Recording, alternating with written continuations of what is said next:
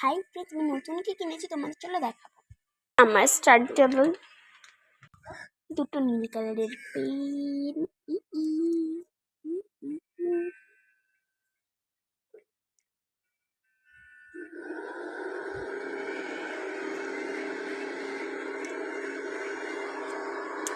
দুটো পেন নীল কালারের, তিনটে কিউট কালারের পেন্সিল, এই nail polish pink colour, pink colour, red colour, এটা হচ্ছে লিপ বাম, পুরো পিঙ্ক কালার।